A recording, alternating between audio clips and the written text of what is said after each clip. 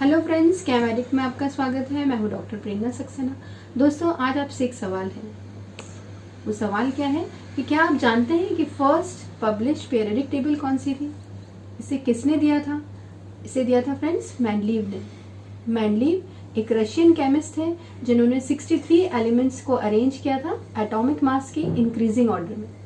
तो इस atomic mass के इंक्रीजिंग ऑर्डर में उन्होंने अरेंज करने के लिए क्या क्राइटेरिया अपनाया था, इसको हम देखते हैं आज अपनी क्लास में मैंडलीव्स पीरियडिक टेबल।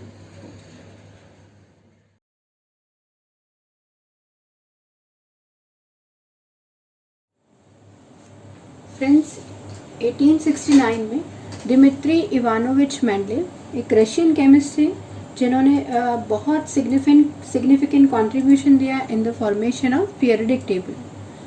फ्रेंड्स, जब उन्होंने अपना काम स्टार्ट किया तब केवल 63 एलिमेंट्स, डिस्कवर्ड एलिमेंट्स 63 थे। 63 एलिमेंट्स नोन एलिमेंट्स थे फ्रेंड्स, जिस पे उन्होंने अपना काम स्टार्ट किया। सबसे इम्पॉर्टेंट चीज़ उन्होंने क्या काम किया फ्रेंड्स कि he tried to correlate the atomic masses of the elements with their physical and chemical properties. उन्होंने क्या किया कि एलिमेंट्स के फिजिकल और केमिकल प्रॉपर्टीज़ को उनके एटॉमिक मासेस से रिलेट करना चालू किया, उसको रिलेट करके, और वो अरेंज करना चाह रहे थे 63 एलिमेंट्स को in the increasing order of their atomic masses.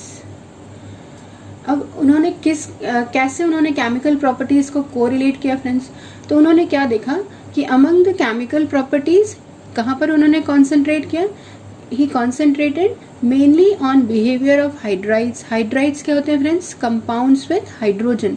जो 63 एलिमेंट्स की रिएक्शन हाइड्रोजन से करवाते थे तो कंपाउंड्स बनते थे हाइड्राइड्स, और ऑक्सीजन से कराते थे तो कंपाउंड्स बनते थे ऑक्साइड्स। तो among the chemical properties he concentrated mainly on behaviour of hydrides and oxides of elements. उन्होंने सबसे ज़्यादा जोर कहाँ पर दिया कि हाइड्राइड्स किस टाइप के हैं, उनका फॉर्मूला कैसा है, और ऑक्साइड किस टाइप के, वहाँ पर्टिकुलर एलिमेंट की वैलेंसी कितनी है, उनका नेचर कैसा है। सबसे ज़्यादा इम्पॉर्टेंट काम उन्होंने ये किया कि प्रॉपर्टीज़ पर बहुत ज़्यादा कॉन्सेंट्रेट किया। नेक्स्ट हम देखते हैं कि मैंडलीव ने और क्या काम किया कि व्हेन एलिमेंट्स, उन्होंने देखा कि when elements are arranged in order of increasing atomic masses.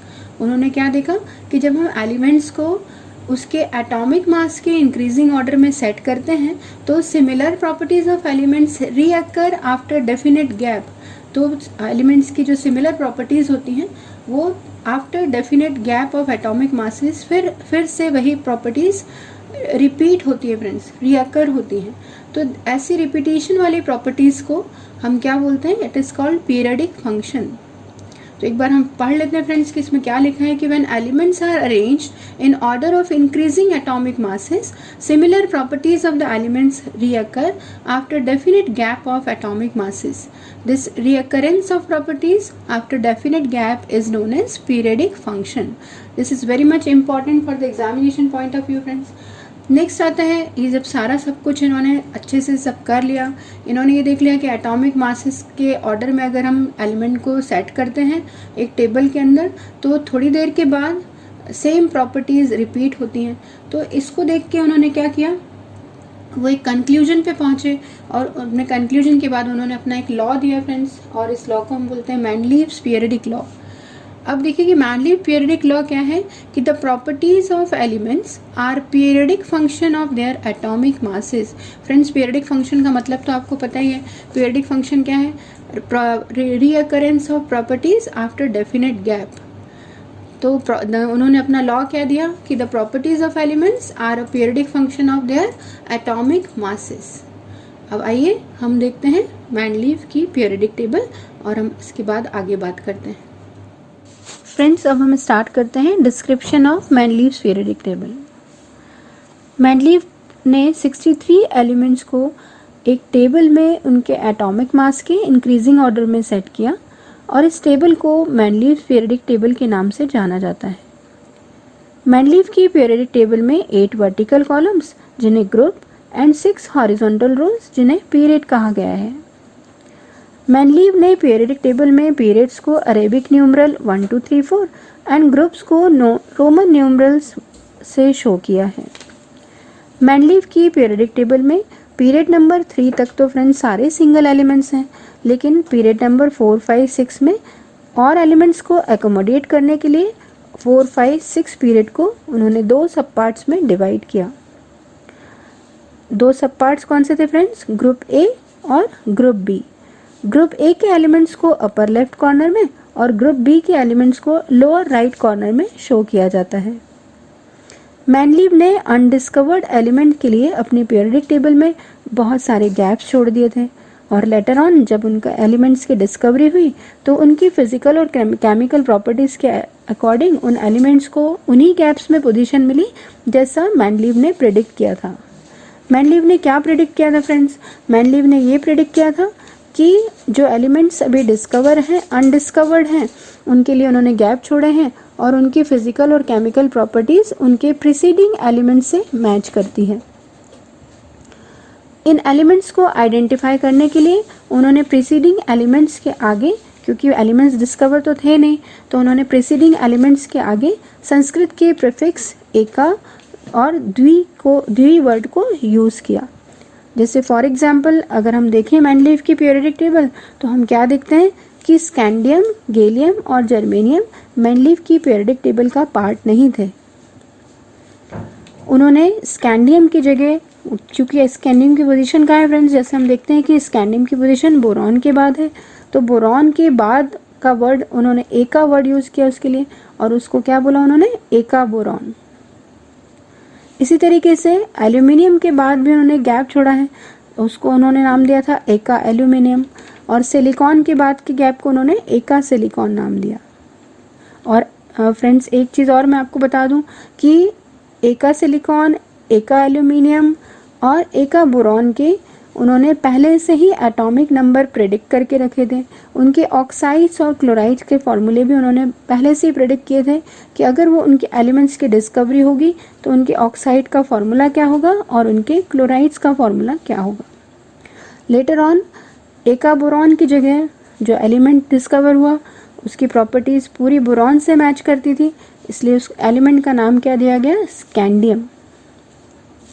एका एल्यूमिनियम का जो एका एल्यूमिनियम एलिमेंट था, एका एल्यूमिनियम का मैनलीव ने जो प्रेडिक्ट किया था एटॉमिक नंबर इट वाज 68, लेकिन जब गैलियम की डिस्कवरी हुई तो उस एलिमेंट का नाम उस एलिमेंट का एटॉमिक नंबर निकला 69.7, जो कि एका एल्यूमिनियम जो मैनलीव ने प्रेडिक्ट किया था ऑलमोस्ट उसके इक्वल था। एका एल्यूमिनियम के ऑक्साइड का फॉर्मूला मैनलीव ने प्रेडिक्ट किया था E2O3। ई का मतलब है फ्रेंड्स एका, तो E2O3 उन्होंने ऑक्साइड का फॉर्मूले को प्रेडिक्ट किया था और गैलियम के ऑक्साइड का फॉर्मूला भी Ga2O3 निकला। इसी तरीके से अगर हम क्लोराइड की बात करें तो क्लोराइड का फॉर्मूला मैनलीव ने जो प्रेडिक्ट किया था इट वाज ECl3, और लेकिन प्रेजेंट एटम जो गैलियम डिस्कवर हुआ उसके क्लोराइड का फॉर्मूला भी GaCl3 निकला। तो इस तरीके से एका बोरॉन की जगह स्कैंडियम और एका एल्यूमिनियम की जगह गैलियम और एका सिलिकॉन की जगह जर्मेनियम नए एलिमेंट्स डिस्कवर हुए। तो फ्रेंड्स ये बहुत बड़ा अचीवमेंट था मैनलीव के लिए कि उन्होंने अनडिस्कवर्ड एलिमेंट की पोजीशन पहले ही अपनी पीरियडिक टेबल में गैप देके उसकी पोजीशन को फिक्स कर दिया था कि अगर ये एलिमेंट इन फ्यूचर कभी डिस्कवर हुए तो उनके atomic number predicted atomic number के इक्वल होना चाहिए, उनके ऑक्साइड और क्लोराइड के फॉर्मूले भी जैसा मैनलीव ने प्रिडिक्ट किया था वैसे ही निकले। तो फ्रेंड्स अब हम आगे बात करते हैं कि मैनलीव की पीरियडिक टेबल में उन्हें उनके अचीवमेंट्स के बारे में। आगे हमारा टॉपिक है achievements of Mendeleev's periodic table. Friends अब हम बात करते हैं achievements of Mendeleev's periodic table. Mendeleev की पीरियडिक टेबल के क्या अचीवमेंट्स हुए फ्रेंड्स? कि systematic study of elements possible हुई, क्योंकि मैनलीव एक पहले ऐसे साइंटिस्ट थे जिन्होंने क्या किया था 63 एलिमेंट्स को उनके कैसे उन्होंने अपनी पीरियडिक टेबल में अरेंज किया था according to increasing order of atomic masses. और कैसे अरेंज किया था फ्रेंड्स? ग्रुप्स और पीरियड्स में। तो ग्रुप्स और पीरियड्स में जब उन्होंने एलिमेंट्स को अरेंज कर दिया तब जो एक ही ग्रुप में आने वाले एलिमेंट्स की प्रॉपर्टीज सेम हुआ करती थी, तो हमें एक सिस्टमैटिक स्टडी ऑफ एलिमेंट्स हमको मिला इनकी पीरियडिक टेबल के बाद कि अगर हमें ग्रुप में पहले नंबर के एलिमेंट की सारी प्रॉपर्टीज़ मालूम है तो उसके नीचे वाले हर एलिमेंट की प्रॉपर्टी सेम टू सेम होगी। नेक्स्ट अचीवमेंट था पीरियोडिक टेबल का कि prediction of new elements and their properties. दोस्तों जैसे आपको मालूम ही है कि मेंडलीव ने अपने पीरियोडिक टेबल में बहुत सारे गैप्स कहीं कहीं छोड़ के रखे थे टू एक्नॉलेज। क्यों छोड़ा था फ्रेंड्स उन्होंने, कि अगले आने वाले अनप्रिडिक्ट एलिमेंट्स के उन्होंने एटॉमिक नंबर पहले से ही बता दिए थे। तो उन्होंने अपने पीरियोडिक टेबल में क्या यूज़ किया था, वर्ड एका यूज़ किया था फ्रेंड्स, क्योंकि उनको अगले एलिमेंट का नाम नहीं मालूम था।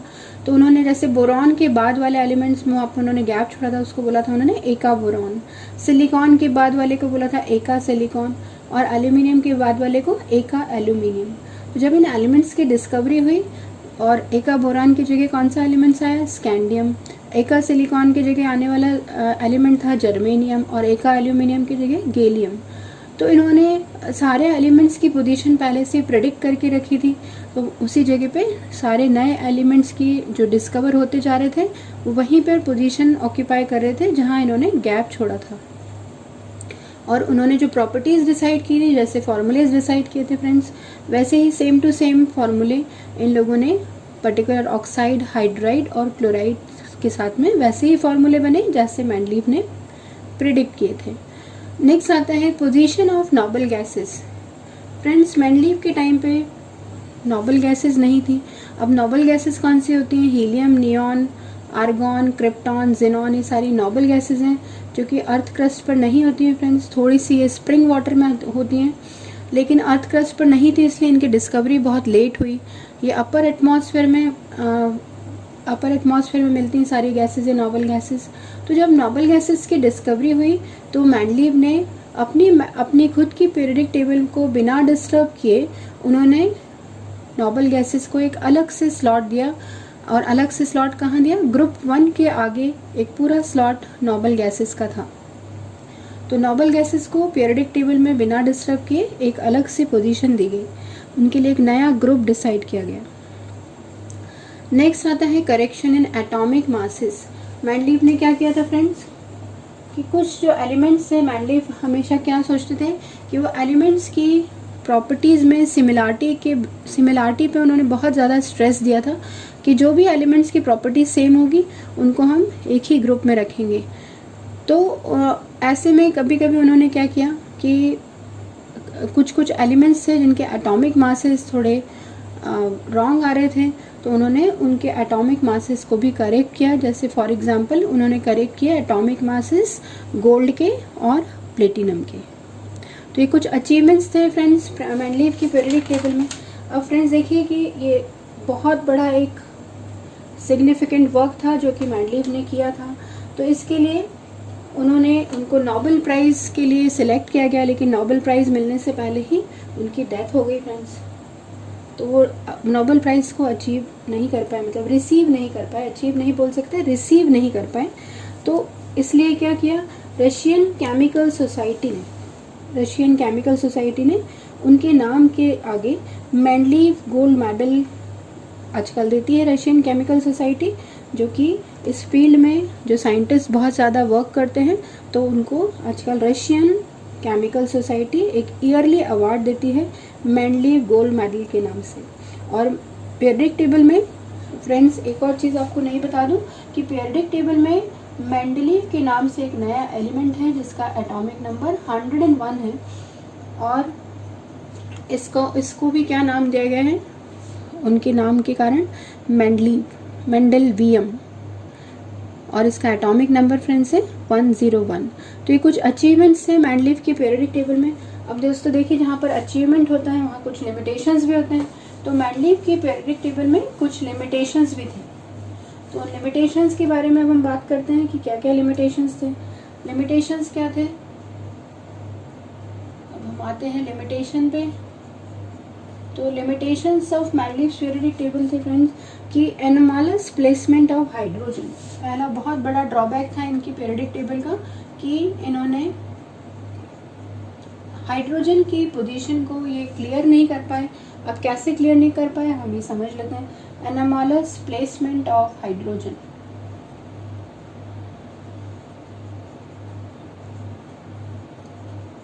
अब देखिए एनोमलस प्लेसमेंट ऑफ हाइड्रोजन में व्हेन हाइड्रोजन के जब क्या हुआ फ्रेंड्स, जब हाइड्रोजन के आइसोटोप्स आए, तो आइसोटोप्स आए तो क्या हुआ, आइसोटोप्स में हाइड्रोजन के आइसोटोप आए 1H1, 1H2 एंड 1H3।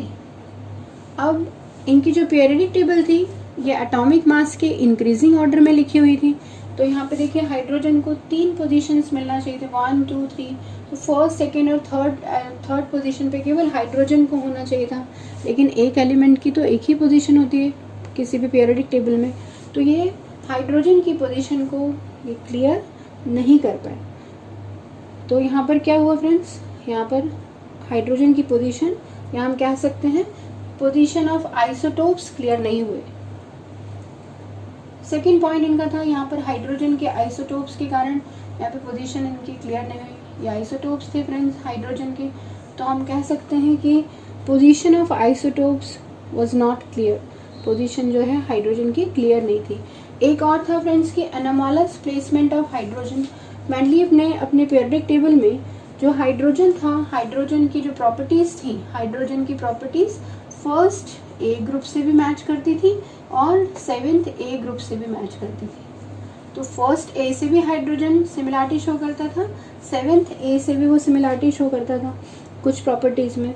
तो यहाँ पर उन्होंने बहुत बड़ा कंप्रोमाइज़ किया regarding the position of hydrogen, और यहाँ पर हम कह सकते हैं कि हाइड्रोजन की पोजीशन कैसी है, एनोमलस प्लेसमेंट है हाइड्रोजन का, प्रॉपर्टीज़ यहाँ भी मैच कर रही हैं, यहाँ भी मैच कर रही हैं। तो अब इसको कहाँ रखा जाए ये मेंडलीव को क्लियर नहीं हो पा रहा था। अब देखिए इसको हम और कैसे समझ सकते हैं कि फर्स्ट ग्रुप में पोजीशन हाइड्रोजन की कैसे मैच करती है। फर्स्ट ए ग्रुप में कुछ एलिमेंट्स हैं जैसे सोडियम। अब सोडियम के ऑक्साइड, सोडियम के क्लोराइड और सोडियम के सल्फाइड का अगर हम फार्मूला देखें तो सोडियम के ऑक्साइड का फार्मूला क्या है, Na2O। सोडियम के क्लोराइड का फार्मूला है NaCl और सोडियम के सल्फाइड का फार्मूला Na2S। तो अगर हम यहाँ पे हाइड्रोजन को प्लेस कर देते हैं तो हाइड्रोजन के ऑक्साइड का फार्मूला H2O, क्लोराइड का फार्मूला HCl और सल्फाइड का फार्मूला H2S। तो कुछ प्रॉपर्टीज़ हाइड्रोजन की फर्स्ट ए ग्रुप में जो एलिमेंट ऑलरेडी प्रेजेंट है सोडियम, उससे मैच कर रही हैं, सेम टू सेम वैसे ही फार्मूले आ रहे हैं जैसे कि सोडियम अपने फार्मूले दे रहा है। तो अब हम हाइड्रोजन को फर्स्ट ए ग्रुप में रखें या 7th ए ग्रुप में रखें। देखो 7th ए ग्रुप से क्या प्रॉपर्टीज रिजेंबल करती हैं हाइड्रोजन की, कि 7th ए ग्रुप में कौन है, एक एलिमेंट है क्लोरीन। तो क्लोरीन कैसा है फ्रेंड्स, क्लोरीन एक नॉन मेटल है। अगर हम हाइड्रोजन के नेचर को देखें तो हाइड्रोजन भी एक नॉन मेटल है। अब दोनों के कैरेक्टर्स बिल्कुल सेम है ना। अब यहाँ पे देखो कि जो क्लोरीन है, क्लोरीन कैसे एग्जिस्ट करती है एनवायरनमेंट में, एज अ Cl2। तो हाइड्रोजन भी कैसे एग्जिस्ट करती है, एज अ H2। और दोनों के बीच में टाइप ऑफ बॉन्ड कैसा है फ्रेंड्स, कोवेलेंट बॉन्ड है। तो यहाँ पर हाइड्रोजन की प्रॉपर्टी 7th ए ग्रुप से भी मैच कर रही थी, फर्स्ट ए ग्रुप से भी मैच कर रही थी। तो मेंडलीव को बहुत कंप्रोमाइज़ करना पड़ा कि यहाँ पर हम हाइड्रोजन की पोजीशन कहाँ रखें, वो ये समझ नहीं पा रहे थे। इसलिए मैंने लिखा है यहाँ पे anomalous placement of hydrogen. Next आता है एनोमलस प्लेसमेंट ऑफ, नेक्स्ट इनका जो लिमिटेशन था, anomalous position of some elements. Anomalous position of some elements।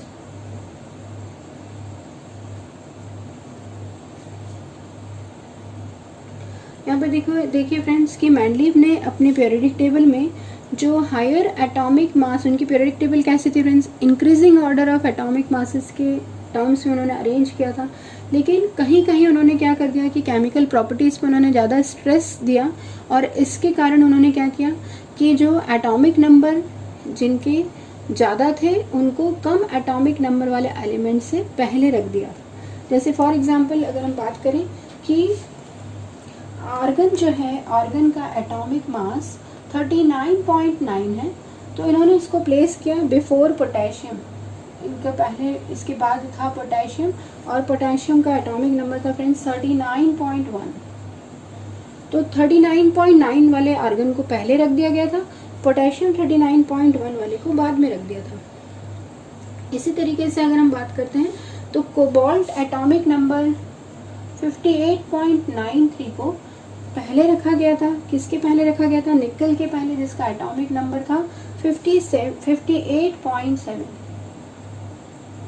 तो यहाँ पे कुछ पोजीशंस, कुछ एलिमेंट्स की पोजीशन भी एनोमॉलस थी। तो ज़्यादा एटॉमिक मास वाले एलिमेंट को कम एटॉमिक मास वाले एलिमेंट से पहले रख दिया था। लेकिन हमारी पीरियोडिक टेबल कैसे अरेंज थी, increasing order of atomic masses में। तो यहाँ पर ये थोड़ी सी गड़बड़ हो गई। नेक्स्ट इज कुछ नेक्स्ट लिमिटेशन क्या थे कि different elements are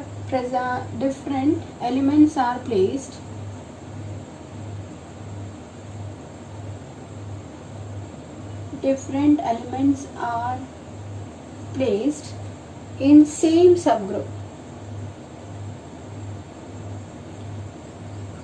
सब ग्रुप्स तो फ्रेंड्स आप जानते होंगे, ग्रुप ए और ग्रुप बी।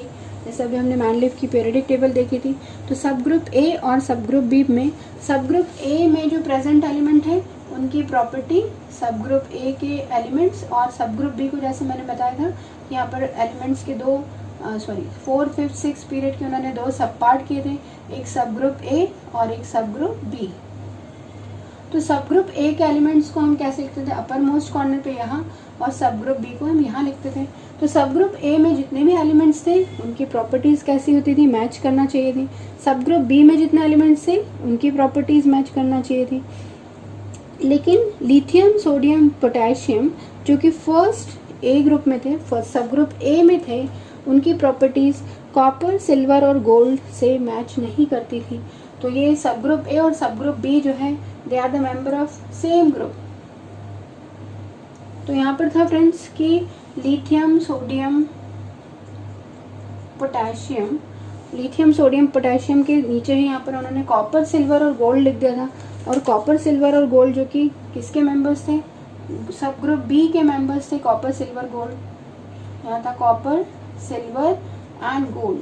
तो कॉपर, सिल्वर, गोल्ड की जो प्रॉपर्टीज़ थी वो लिथियम, सोडियम, पोटेशियम से मैच नहीं करती थी। लेकिन हाँ, ये सब आपस में मैच करते थे, इनकी प्रॉपर्टीज़ आपस में मैच करती थी। लेकिन इन दोनों की प्रॉपर्टी जो सेम ग्रुप के एलिमेंट्स थे वो आपस में मैच नहीं करते थे। तो यहाँ पर जो है हम ऐसा बोल सकते थे कि different elements are present in same sub group. तो ये कुछ लिमिटेशंस थे फ्रेंड्स मैनलीफ की पीरियोडिक टेबल में। और अब इसको किसने डिस्कार्ड किया, मतलब ये हमारी मैनलीफ की पीरियोडिक टेबल के बहुत सिग्निफिकेंट रोल था मैनलीफ का अपने एलिमेंट्स को अरेंज करने में, एक पर्टिकुलर टेबल के फॉर्म में, ग्रुप्स और पीरियड्स के फॉर्म में। लेकिन कुछ लिमिटेशंस के कारण ये मैनलीफ की पीरियोडिक टेबल डिस्कार्ड हो गई। और अब कौन सी पीरियोडिक टेबल आई, मोस्ले नाम के साइंटिस्ट ने मॉडर्न पीरियोडिक टेबल दी। तो नेक्स्ट क्लास में हम पढ़ते हैं मॉडर्न पीरियोडिक टेबल।